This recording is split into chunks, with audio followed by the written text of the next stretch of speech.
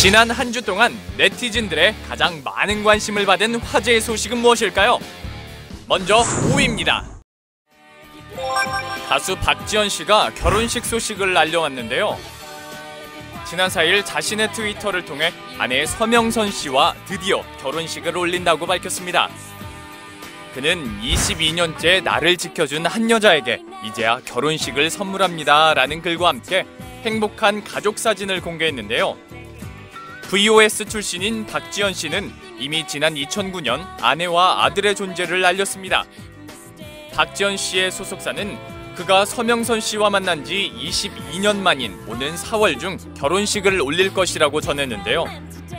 그의 결혼식 소식에 누리꾼들은 두 사람이 잘 어울린다며 앞으로도 행복한 가정을 만들어 가길 바란다는 축하의 인사를 전하기도 했습니다.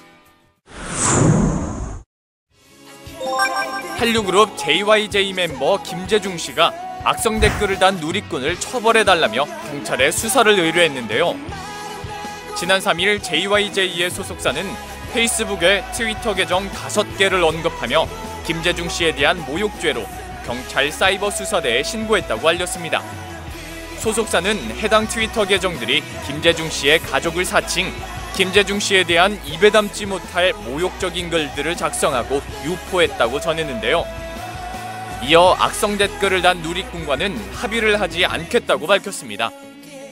앞서 JYJ의 소속사는 이미 2012년부터 각종 온라인 사이트에서 JYJ를 비방할 목적으로 허위 사실을 유포하고 악의적인 게시물을 게재하는 악성 누리꾼을 고소해왔는데요. 최근 악플러에 대한 스타들의 대응은 악플의 수준이 날로 심해지면서 더욱 강경하게 이뤄지고 있습니다. 중국에서 한국형 예능 프로그램이 높은 시청률과 함께 많은 사랑을 받고 있어 화제인데요. 최근 중국에서 TV를 켜면 현지 연예인이 출연한 한국형 예능 프로그램을 만날 수 있다고 합니다. 중국 방송사들이 잇따라 한국의 예능 TV 프로그램의 포맷을 사들여 시청률 대박 행진을 이어가고 있는데요.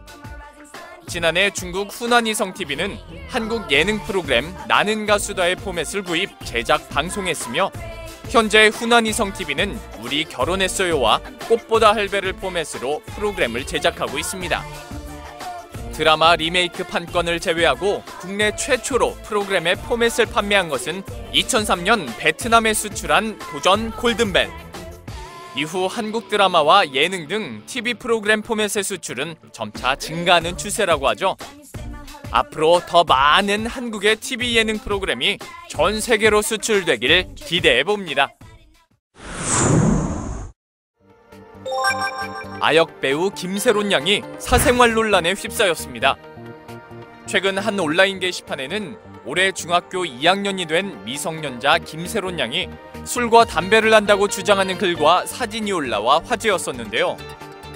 이렇게 악의적으로 올린 사진 한 장으로 인해 김세론 양을 비난하는 글들이 온라인을 뜨겁게 달궜습니다. 그리고 지난 2일 김세론 양은 자신의 미니 홈피에 허위 사실은 범죄다라는 해명의 글을 올렸는데요.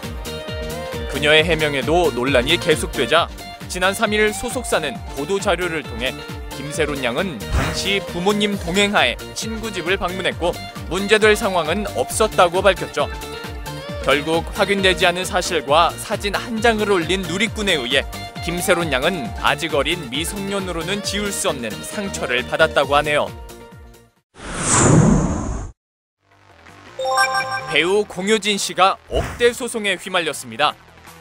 최근 한 광고 에이전시는 공효진 씨가 2010년 4년치 광고 계약 수수료인 1억 2천만 원을 지불하지 않았다면서 서울중앙지법에 소송을 제기했는데요. 지난 6일 공효진 씨의 소속사 측은 공효진 씨의 전 소속사와 2009년 12월에 수수료를 더 이상 지급하지 않기로 합의서를 작성했다고 밝혔습니다. 이어 소속사 측은 이 때문에 공효진 씨는 수수료 추가 지급의 의무가 없다고 에이전시의 주장을 반박했는데요. 이후 소속사 측은 앞으로의 상황을 더 지켜본 후에 대처할 것으로 알려졌습니다. 지금까지 한 주간 연예 뉴스였습니다.